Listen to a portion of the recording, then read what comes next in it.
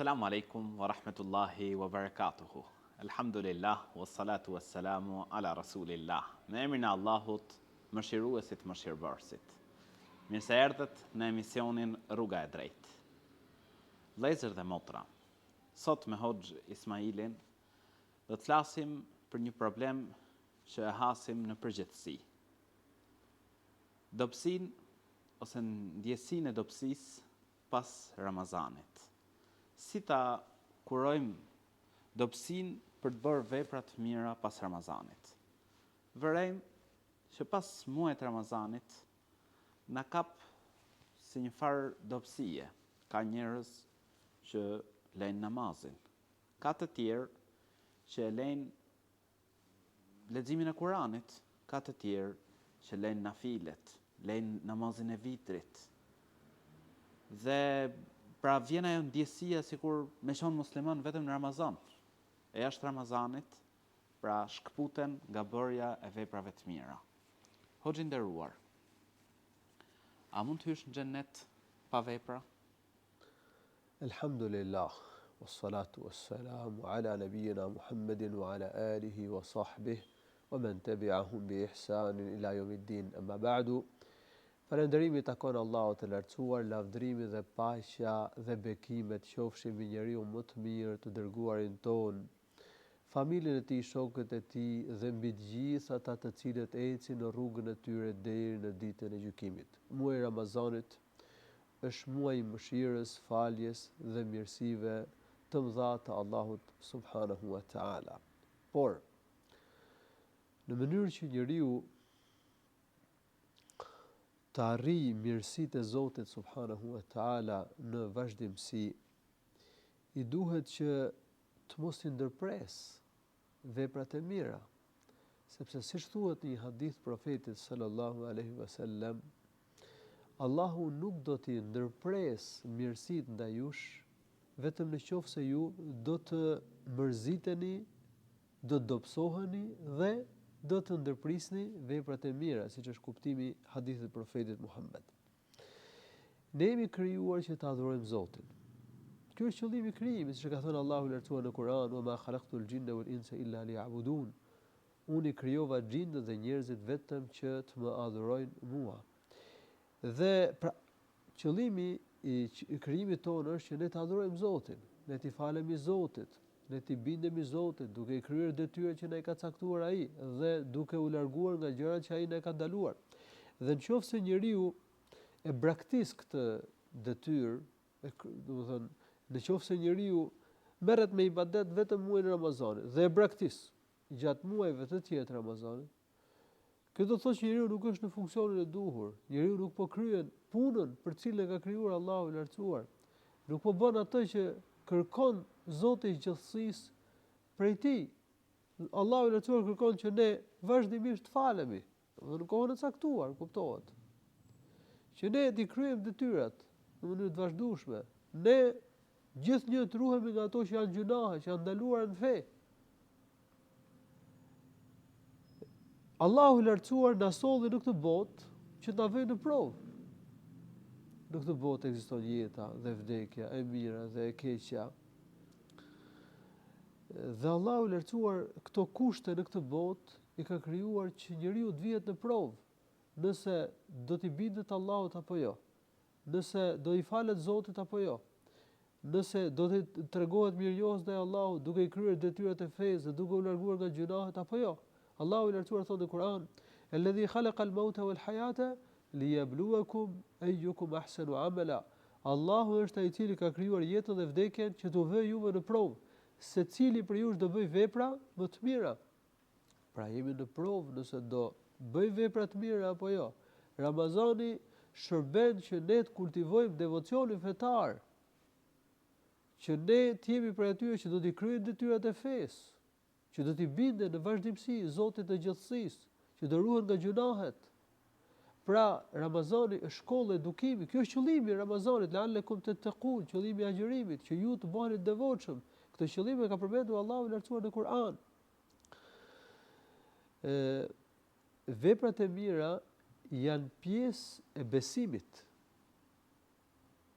Dhe pa vepra të mira njeriu s'mund të ketë besim, s'mund të jetë besimtar.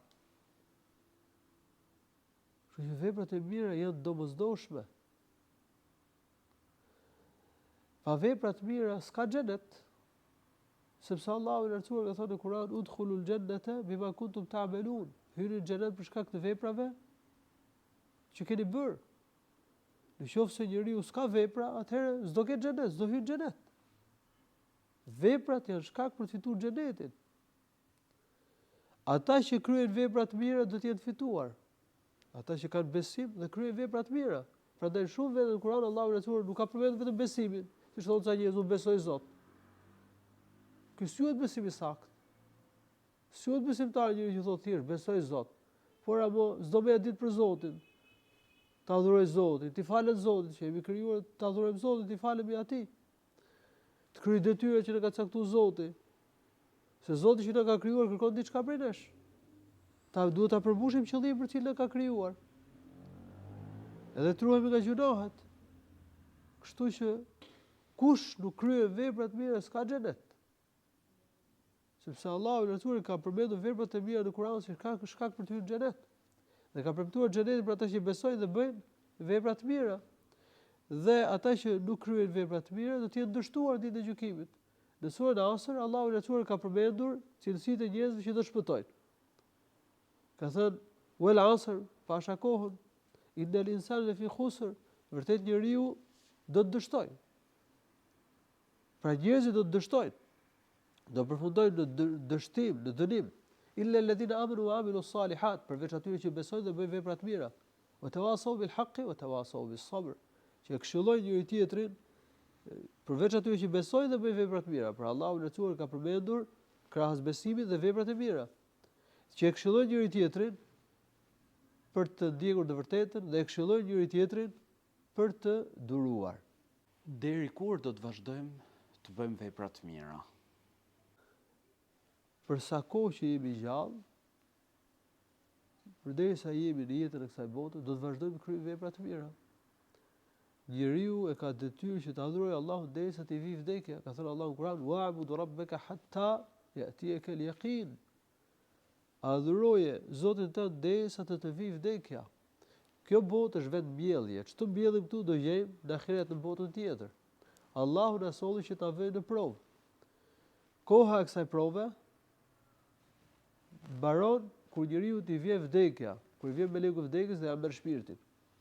Por përderisa njeriu është gjallë dhe e ka mendjen, ai ka përgjegjësi para Zotit. Se disa njerëz thotë, u mjafton të bëj mirë, mos bëj keq. Madje ca titullar fetar, ca sekte fetare këtë e kanë domethënë e kanë përmendur dhe si teori fetare. Feja e tyre është kaq gjallë. Bëj mirë, mos bëj keq. Realisht kjo është pjesë e fesë sonë. Të bëj mirë, mos bëjmë keq. Të bëj mirë njerëzit, mos u bëjmë keq. Kjo është pjesë e fesë. Ky duhet të jetë morali muslimanit. Mirë, po duhet ta dim parasysh, duhet ta kemi parasysh që kemi përgjegjësi para Zotit. Ne ka caktuar detyrë Zotit ta adhurojmë. Kjo çështja kryesore që ne jemi urdhëruar është ta adhurojmë Zotin, të bindemi Zotit, dhe kjo detyrë duhet të kryhet në vazhdimsi. Tek besimi përfshihet dhe morali i mirë dhe mirësjellja me njerëzit, tu bësh mirë njerëzit, mos u bësh keq. Kjo është pjesë e besimit, kjo është pjesë e fesë. Dhe kjo është një nga kërkesat e fesë. Padyshim që është një nga e drejta e krijesës, tu bëj mirë, mos u bëjmë keq. Është një çështje për cilën ka urdhëruar Allahu subhanahu wa taala. Kështu që ne përfshijmë këto mësimet e fesë. Madje ne besojmë se njerëzit që janë rregull me Zotin do të jenë dhe rregull me robët e Allahut, do sillen mirë me ta. Dhe në qoftë se njerëzit janë larg Zotit, nëse nuk përmbushin qëllimin për cilin ka krijuar Zoti që ta adhurojnë atë, t'i falen atij, atëherë s'do jenë në rregull dhe me krijesat e Zotit. Për këtë arsye ne vrejmë një shoqëri në të cilën njerëzit janë më të bindur ndaj Zotit, sillen edhe më mirë me njëri tjetrin. Nuk bëjnë vese të ulta, nuk shkelin të drejtat, nuk bëjnë padrejtësi, nuk bëjnë keq.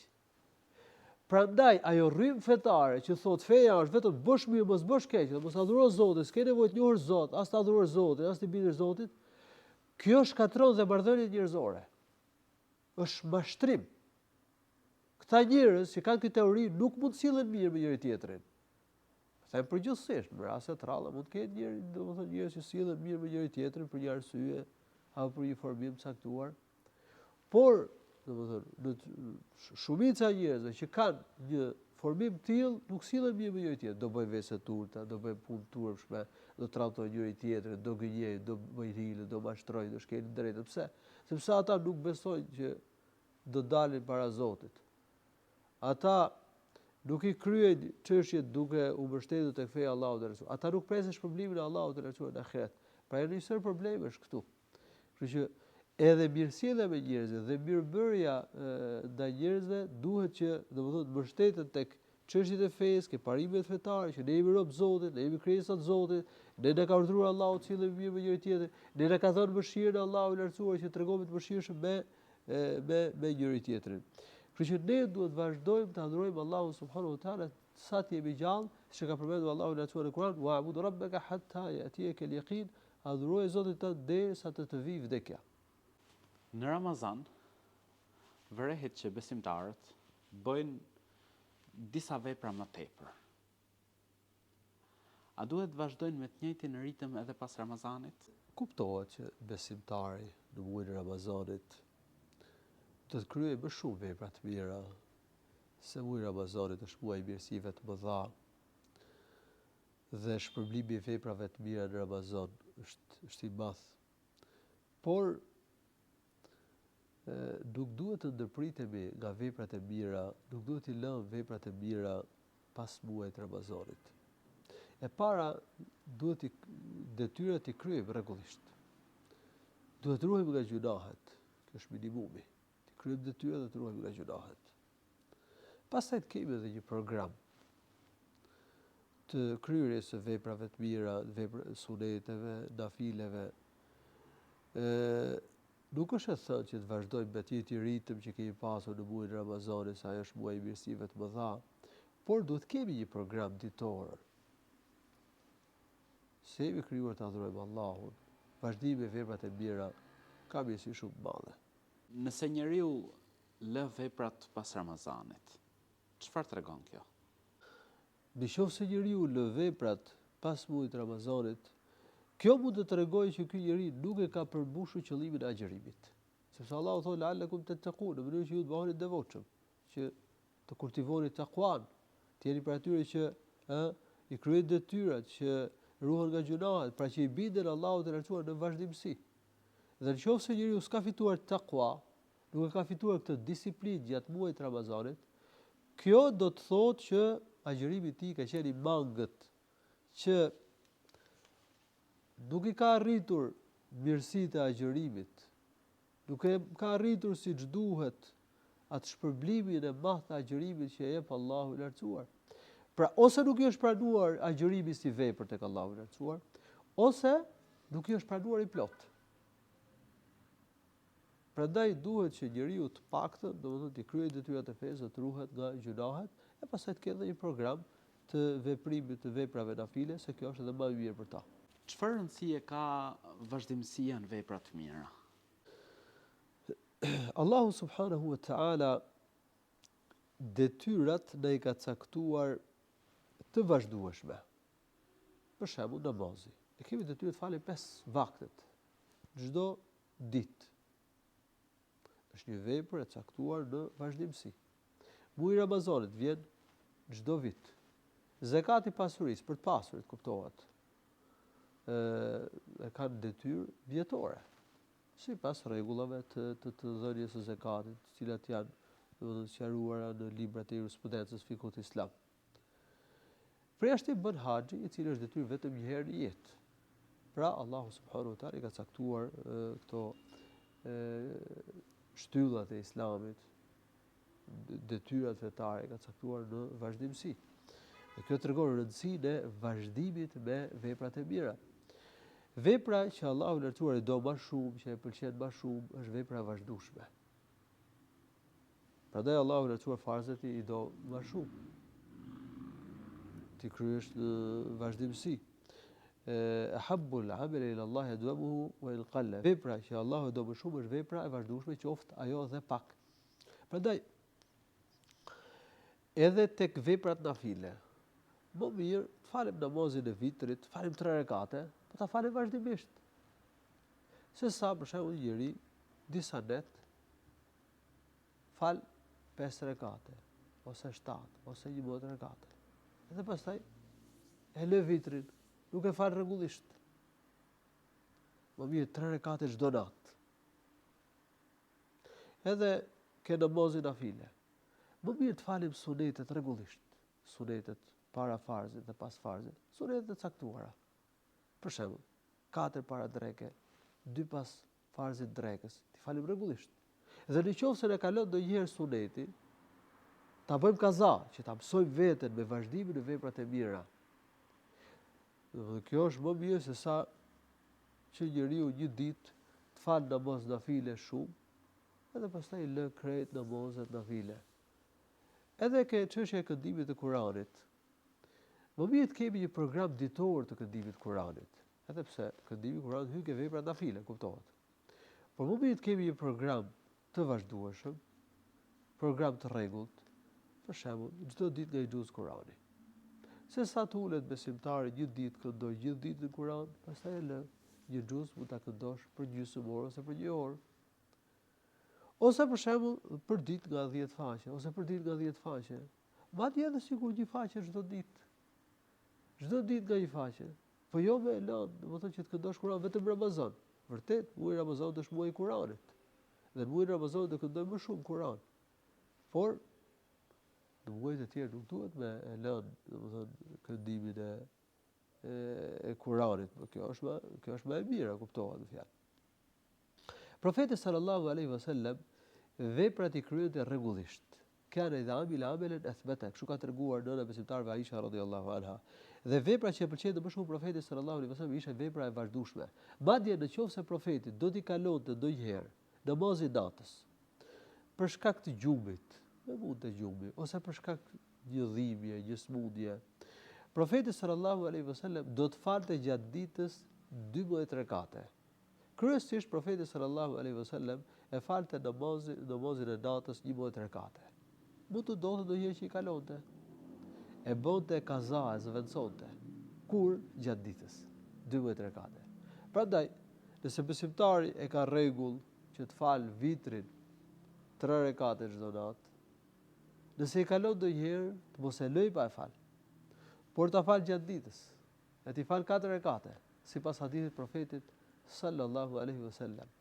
Në një hadith që ka transmetuar Umeri radhiyallahu anhu, profeti sallallahu alaihi wasallam ka thënë: kujt i kalon ajo pjesa e Kuranit që këndon gjatë natës, wird ose xhuz, kështu përmendet hadith, hizbu au wirdu au xhuzu, ajo pjesa e Kuranit, ai programi që e ka për të kënduar Kur'an gjatë natës, dhe e këndon ndërmjet namazit sabahut dhe namazit të drekës, i quhet sikur e ka kënduar gjatë natës.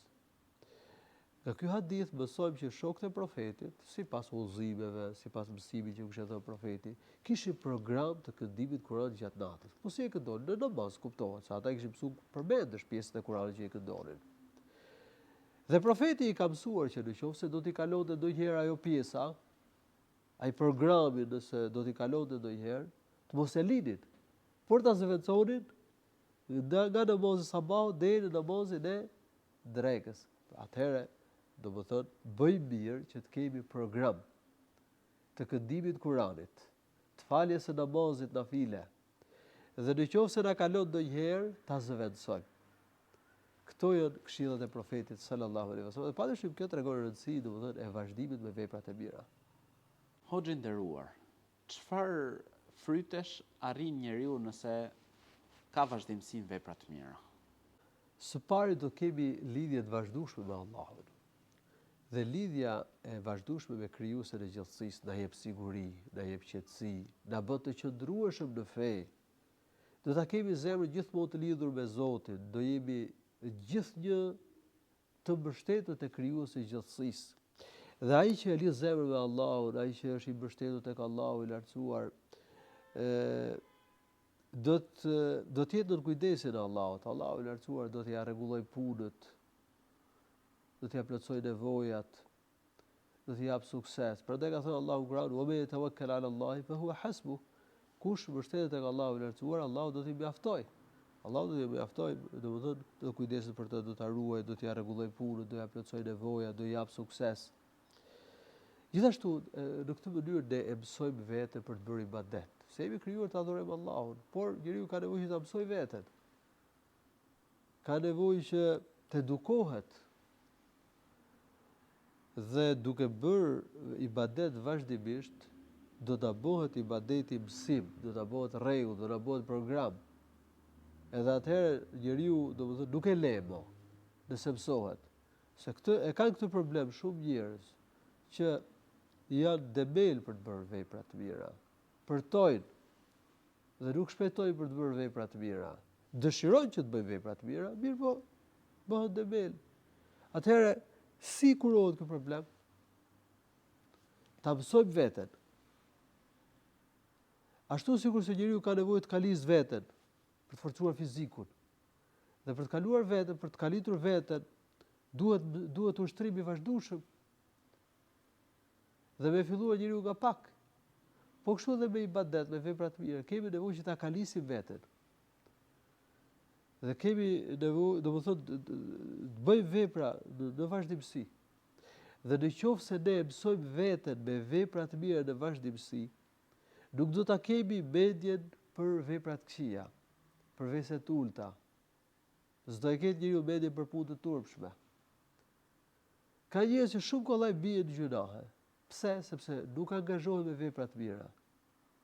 Nuk e mbushin kohën me vepra të mira, me punë të lejushme dhe argëtim ose zbavitje që hyn në kuadrin e asaj që është e lejushme.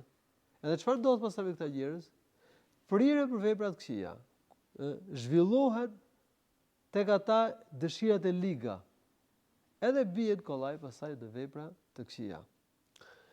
Vazhdimi me veprat e mira bën që të shpëtojmë nga situatat e rënda, gjendje mundimshme.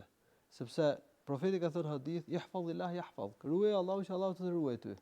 Nëse ne kujdesim për fenë, ruajmë fenë, kryejmë detyrat rregullisht, ruajmë nga gjunahet, kryejmë në vazhdimsi vepra të mira, na kujton Allahu në momentin e vështirë. Na shpëton Allahu në situata të rënda, dhe nuk ka njeri që nuk bie në vështirësi. Se jeta ka të mira, po ka edhe situata të rënda dhe të vështira. E tillë është jeta e kësaj bote. Ne duam që të mos ketë vështirësi dhe i lutem Allahut të na ruaj nga gjitha të ligat, gjitha të këqijat, na ruaj nga situatat e rënda.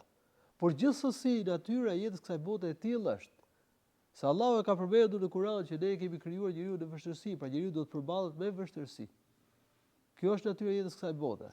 Atëherë, nëse njeriu i mirë bie në vështirësi, do ta kujtojë Allahun në atë moment dhe do ta shpëtojë Allahu subhanahu wa taala. Se ky është njeriu që vazhdimisht ka kujtuar Zotin, kështu që në atë moment e kujton Allahun. Prandaj thot hadithi, "Ta'arraf ila Allahi fi ar-raha ya'rifka fi ash-shidda."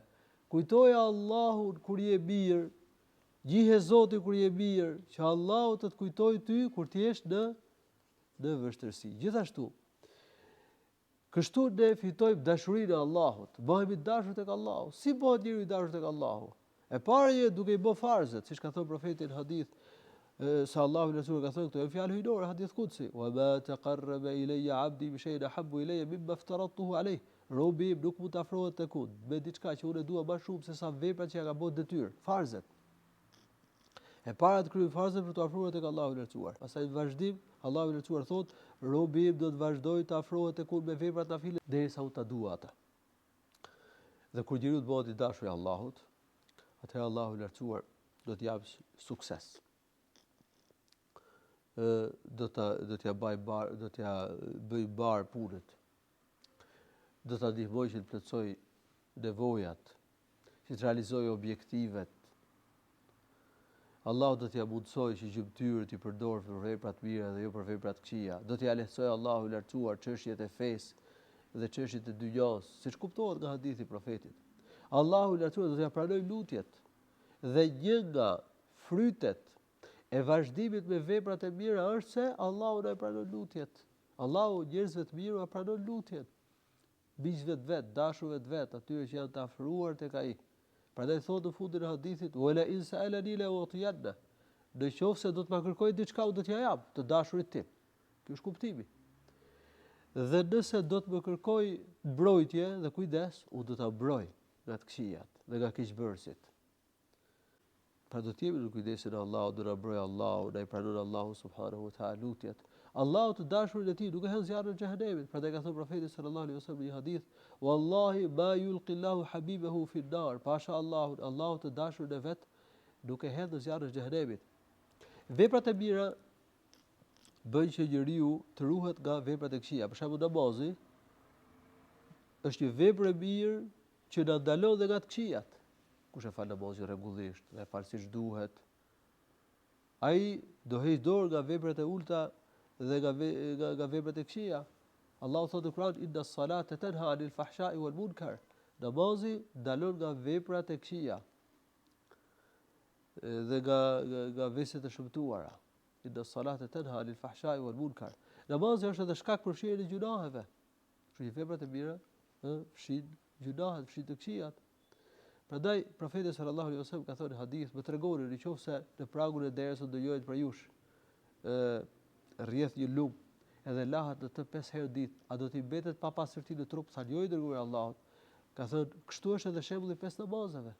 Allahu me 5 namazeve pastron robën nga veprat e këqija, nga gjunahet. Profeti ka thënë në hadith, "Wa atbi'i as-sayyi'ata al-hasanata tamhuha." Ki e frikë Allahut kudo që t'jesh. Dhe pas veprës keqe bëj të mirë, se e mira e fshin të keqe dhe sillu mirë me njerëzit me moral të mirë. Ky është një hadith i profetit sallallahu alaihi wasallam. Në një hadith tjetër profeti sallallahu alaihi wasallam ka përmendur shpërblimin e madh të dhikrit. Për shembull ka thënë, kush thot në ditë 100 herë subhanallahi wa bihamdi, i falen gjunahet, qofshin edhe sa shkuma e detit. Pra edhe ke dhikrit kemi një program ditor. Ti bëjmë disa nga llojet e mëngjesit dhe mbrëmjes, ti bëjmë për ditë. Disa nga ato llojet e dhikrit që bëhen kur bie për gjumë ose kur çohemi nga gjumi, ti bëjmë për ditë, pra të kemi një program ditor dhe të bërjes së dhikrit të Allahut subhanahu wa taala. Vazhdimi me veprat e mira bëhet dhe shkak që të kemi përfundim të mirë. Se Allah thotë, "Walladhina jahadu fina lanahdiyannahum subulana." Ata që përpiqen me vepra të mira, përpiqen për hir të Zotit, në rrugt të Allahut, ne do t'i udhëzojmë për veprat e mira. Allahu i udhëzon dhe i mban në këtë rrugë të drejtë, derisa të gjejë vdekjen si besimtar. Allahu e ka bërë rregull që kush përpiqet në rrugën e tij që t'i jap sukses. E ta mbaj në këtë rrugë derisa ta gjejë vdekja. Kështu që kush vazhdon me vepra të mira, shpresohet që të ketë përfundim të mirë. Dhe çështja e përfundimit është shumë e rëndësishme, sepse njerëzit do të tubohen ditën e gjykimit sipas gjendjes në cilën vdesin. Kush e mbyll jetën me vepra të mira në rrugën e drejtë, do të jetë me njerëzit e mirë në ditën e gjykimit. Allahu subhanahu wa taala na bashkof me ta. Kush vazhdon me vepra të mira shpëton nga 2 probleme të mëdha. E para shpëton, domethënë është i lirë nga syefajësia, nga hipokrizia, nifaku. Nifaku është një smundje e rëndë, ka përmendur Allahu i lartësuar në Kur'an, ka përmendur munafikët, cilësitë e hipokritëve. Shokët e profetit kishin frikë nga nifaku i vogël, siç kuptohet nga ato vepra që janë hipokrizi, nga ajo sjellje që është hipokrizi. Ka treguar Ibn Abi Mulejke, kam takuar thot 30 sahab, dhe secili prej tyre kishte frikë hipokrizi, domethënë sjellja që është hipokrizi, vepra që janë hipokrizi, që hyn ke ajo ke hipokrizia e vogël, nifaku i vogël. E dyta, kush vazhdon me vepra të mira shpëton nga zjarri i xhehenemit. Prandaj profeti sallallahu alaihi wasallam e ka përmendur një hadith, është një hadith hasan, që kush fal namazin me xhamat 40 ditë rresht, duke kapur tekbirin fillestar, atij do të jepet 2 pafajësi, një nga hipokrizia, është i pastër nga hipokrizia, dhe e dyta nga zjarri i xhehenemit, shpëton nga zjarri i xhehenemit. Dhe e fundit që do të përmend nga frytet me fjalë, kush ka një rregull në veprimin e veprave të mira, ka një program dhe ka vendosmëri që ta vazhdojë këtë program të bërjes së veprave të mira, por e ndërpret për një arsye, për shembull smuret ose për shkak të udhëtimit. Allahu i lartësuar do t'i jap shpërblimin sikur ta kishte kryer këtë vepër të mirë. Prandaj profeti sallallahu alaihi wasallam ka thënë, nëse robi smuret ose udhton, shkon në udhtim, Allahu i lartësuar do t'i jap sevapin sikur vepronte kur nuk ishte smur. Për shembull, nëse një njeri ka pasagjëruar rregullisht ditën e hënë të njëjtë, për shkak smutjes, e la disa ditë. E la këtë rregull disa ditë. Allahu do t'i jap shpërblimin sikur ti kishe agjëruar këtë ditë. Nëse dikush ka rregull që të shohet të fal namaz natë, po një herë i kalon. Allahu i lartësuar do t'i jap sevapin sikur kalon për shkak se e mund gjumi dhe nuk i del gjumi. Do t'i jap Allahu sevapin sikur ka fal namazin natë, sepse ai ka pas vendosmëri që më u çu dhe ka rregull që çdo natë çohet. Një herë i kalon për shkak se ka mund gjumi. Allahu i jap sevapin sikur ta ketë fal namazin e natës. Dhe gjumi për të është sadaka. Pra mirësi nga Allahu i lartësuar për ta. Kështu e ka përmendur profeti sallallahu alaihi wasallam në një hadith. Si ta kurojmë problemin e dobësisë që kemi pas muajit Ramazanit për të bërë vepra të mira? E para, të kemi vendosmëri për të bërë vepra të mira. Dhe gjatë Ramazanit ne duhet që të kemi kultivuar vendosmërinë për vepra të mira, durimin në bërjen e veprave të mira. Nëse njeriu ka vendosmëri, dhe nëse ka durim, atëherë do të vazhdojë me veprat e mira. Kështu që na nevojitet të kultivojmë vendosmërinë dhe durimin. E dyta, t'i lutemi Allahut të lartësuar që na e lehtësojë dhe të na mundsojë të bëjmë vepra të mira në vazhdimsi. Profeti ka këshilluar Muadhin radhiyallahu anhu që të bënte lutjen Allahumma a'inni ala dhikrika wa shukrika wa husni ibadatik. O Allah, më ndihmo që të përmend ty, të falenderoj ty dhe ta kryej në mënyrë të përsosur adhurimin për ty. Dhe ti lutemi Allahut për qëndrueshmërinë në fe, ya muqallibal qulub, thabbit qalbi ala dinik. O ti rrotulluesi zemrave, forcoje zemrën time në fen tënde. E treta, të shoqëroj me njerëz të mirë, se ka njerëz që shërbejnë si çelës për rrugën e hajrit dhe si kyç për rrugën e sherrit. Shoqëri me njerëz të mirë që vazhdojnë me vepra të mira, rregullisht i kryejnë farzat, që ruhen rregullisht nga gjunahet, shkojnë rregullisht në xhami, falin 5 kohë në xhami. Nëse shoqërohesh me këta njerëz të mirë, këta të kujtojnë të mirë, këta të nxisin për mirë. Me këta do shkosh në xhami dhe bën vepra të mira. Që shoqërimi me njerëz të mirë është një faktor. Prandaj ka thënë profeti sallallahu alaihi wasallam, la tusahib illa mu'minan, mos e shoqëro vetëm me një njeri besimtar. Dhe pjesëmarrja në mezhliset e dijes. Se kemi nevojë të rrisim imanin dhe në mezhliset e dijes ku mësojmë Kur'an, mësojmë hadithet, jihemi me jetën e profetit, ne marrim këshilla, ne na rritet imani, ne motivohemi të bëjmë vepra të mira. Ndërsa nëse ne nuk marrim pjesë me mezhliset e dijes, atëherë mund të dobësohet imani dhe mundet pastaj njeriu të bëhet i plogët për të bërë vepra të mira në vazhdimsi. Ka njerëz që e ngarkojnë veten shumë për disa ditë. Për shembull, një ditë e shikon ato bën shumë vepra të mira. Nafile, lexim Kur'ani, mësim përmendesh me radhë. Pastaj ndodh që një kohë, disa ditë shkëputet.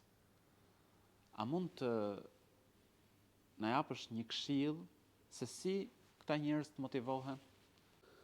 Profeti sallallahu alaihi wasallam ka thënë: "Khudhu min al-'amali ma tutiqun, fa wallahi la yamalla Allahu hatta tamallu."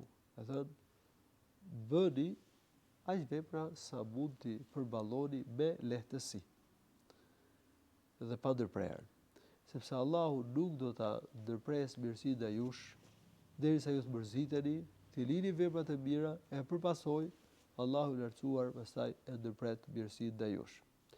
Atëherë profeti na ka këshilluar që të bëjmë aq vepra sa ne mund t'i përballojmë me lehtësi. Prandaj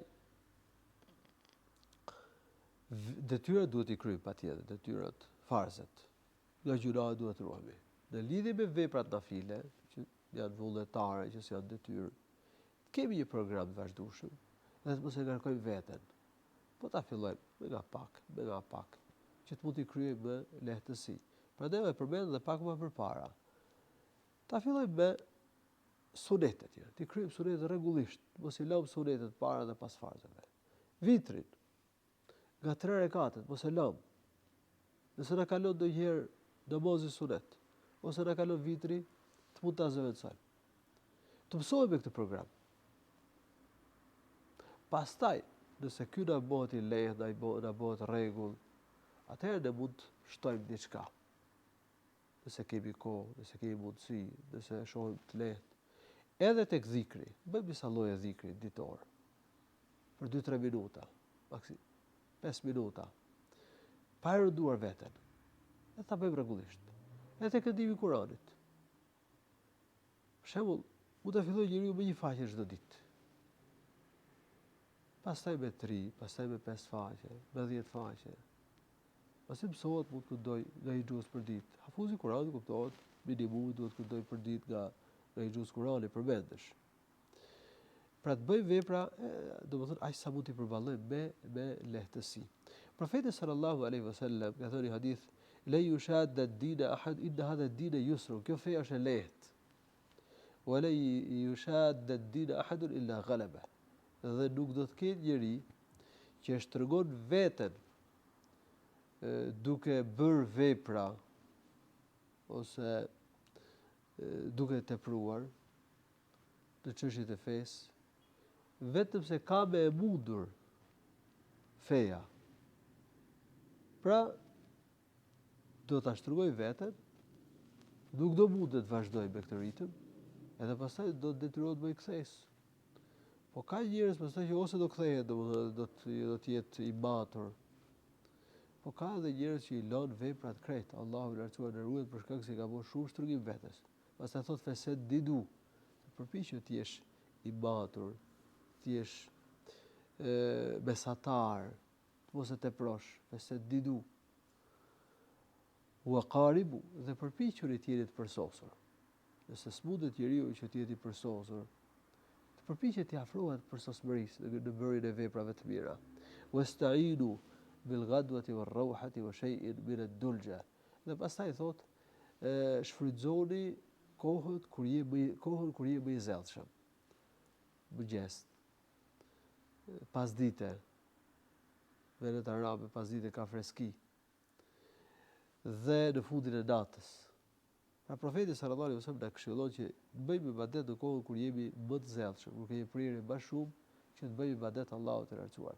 Një nga problemet që vërejmë, domethënë është se disa njerëz e fillojnë me vrull të madh. Duke parë shpërblimin e madh veprave të mira, mirësinë e madhe, të vazhdimit me veprat e mira, e fillojnë me vrull të madh. Edhe ndoshta e kalojnë natën duke bërë ibadet. Ndoshta falë shumë namaz nafile ditën, mund të këndojnë për disa ditë shumë Kur'an, nuk lënë dhikr, ai që përmendet ke libri Buroja e muslimanit për shembull, për disa ditë. Pastaj lodhen, dobësohen dhe i lën krejt veprat nafile. Madje akoma më keq, ka që lën farzet. Ka që lën që bie gjunahe të rënda, të mëdha. Prandaj më e mira është, siç e ka këshilluar profeti sallallahu alaihi wasallam, që ta fillojmë me pak dhe vazhdueshëm. E ta mësojmë veten kështu.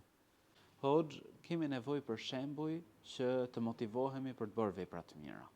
Shembulli ynë më i lartë është profeti sallallahu alaihi wasallam. Laqad kana lakum fi rasulillahi uswatun hasana. Për ju i dërguar Allahut është shembulli më i mirë. Profeti sallallahu alaihi wasallam e pëlqente veprën e vazhdueshme. Dhe kishte rregull në veprimin e veprave të mira sallallahu alaihi wasallam. Ta njohim mirë jetën e profetit, mënyrën se si e bënte ibadetin profeti sallallahu alaihi wasallam dhe të përpiqemi të ndjekim shembullin e tij sallallahu alaihi wasallam. Brezi i shokëve të profetit është brezi më i mirë. Ata shpejtonin veprat e mira, ata kryenin vazhdimisht vepra të mira Për shembull, Ebu Bekri radhiyallahu anhu. Profeti një ditë, siç ka treguar Ebu Hurajra radhiyallahu anhu, ka thënë kush sot është gdhir agjërues, tha Ebu Bekri unë. Kush i ka dhënë ushqim sadaka i të varfër sot, tha Ebu Bekri unë. Kush ka vizituar një të smurë sot, tha Ebu Bekri unë. Kush ka përcjellë një xhenazë sot, tha Ebu Bekri radhiyallahu anhu unë. Profeti sallallahu alaihi wasallam tha, nuk ka njeri që arrin të bëjë të katërt këto vepra në një ditë, vetëm se do të jetë banor i xhenetit. Këtë hadith e ka sjellë Muslimi në Sahihun e tij. Profeti sallallahu alaihi wasallam një herë ka thënë Bilalit radhiyallahu anhu. Ka thënë, ma trego cila është ajo vepra me cilën ti shpreson më shumë në Islam. Sepse kam dëgjuar lëvizjen, zhurmën e ecjes tënde para me në xhenet.